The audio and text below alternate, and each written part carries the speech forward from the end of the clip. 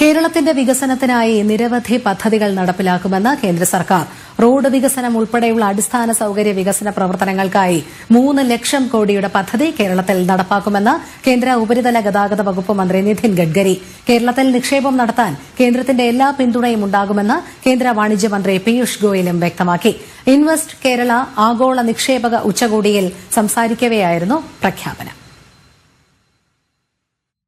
Road വികസനമടക്കമുള്ള അടിസ്ഥാന സൌകര്യ വികസന പദ്ധതികളാണ് കേന്ദ്ര ഉപരിതല ഗതാഗത മന്ത്രി നിതിൻ ഗഡ്കരി പ്രഖ്യാപിച്ചത്. കേരളത്തിലെ റോഡ് വികസനത്തിന് 50,000 കോടി രൂപയുടെ പദ്ധതികൾ ഉടനടി നടപ്പാക്കുമെന്നും അദ്ദേഹം അറിയിച്ചു. I am very happy to announce some new project for Kerala by taking the chance of this conference. The most important thing, the Kerala infrastructure.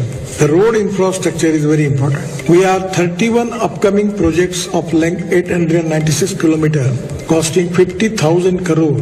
I am today declaring the all details of this project. One is 4 laning of Palakkad, Kozhikode, strength of NH 966, 5 packages.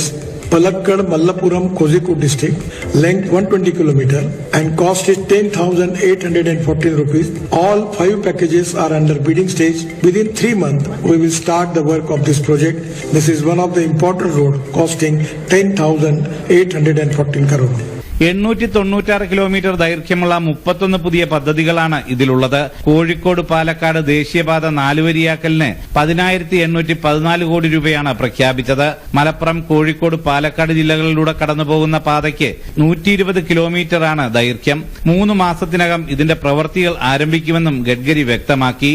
ദേശീയപാത 544 അങ്കമാലി മുതൽ കുണ്ടന്നൂർ വരെയുള്ള Ernakulam bypass 6 വരിയാക്കാനായി 6,500 കോടി രൂപ ചെലവ് വരുന്ന പദ്ധതിയും പ്രഖ്യാപിച്ചു. 6 മാസത്തിനകം ഇതിന്റെ പ്രവൃത്തിയും ആരംഭിക്കും.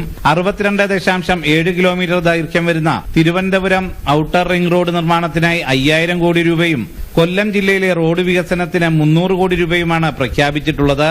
കൊല്ലത്തെ തമിഴ്നാടുമായി ബന്ധിപ്പിക്കുന്ന പാതയിൽ കൊല്ലം ജില്ലയിൽ 38.6 കിലോമീറ്ററാണ് ഉള്ളത്. ഇതിന്റെ പ്രവൃത്തിയും 5 മാസത്തിനകം ആരംഭിക്കും. കേരളത്തിൽ നിക്ഷേപം നടത്താൻ കേന്ദ്രത്തിന്റെ എല്ലാ പിന്തുണയും ഉണ്ടാകുമെന്ന് കേന്ദ്ര വാണിജ്യ മന്ത്രി പീയൂഷ് ഗോയലും അറിയിച്ചു.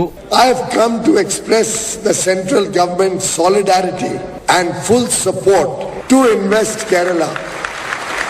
Prime Minister Narendra Modi, ever since he first started the state-level investment summits, Vibrant Gujarat in Gujarat used to be an annual event, then it was done biannually, was really a trendsetter which started the engagement of the center, state and all arms of the government working together as a team to promote investments, to promote the economy, manufacturing, tourism, all elements of growth.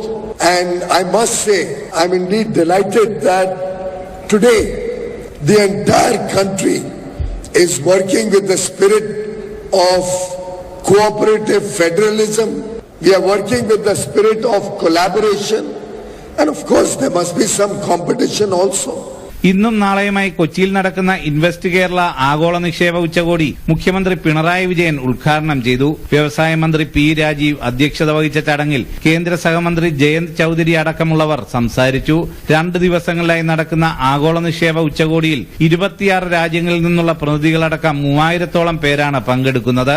30 സെഷനുകൾ ഉച്ചകോടിയിൽ ഉണ്ടാകും. 3 രാജ്യങ്ങളിൽ നിന്നുള്ള മന്ത്രിതല സംഘവും ഉച്ചകോടിയിൽ പങ്കെടുക്കുന്നുണ്ട്. സുധീഷ് ഗോപാൽ, ജനം, കൊച്ചി.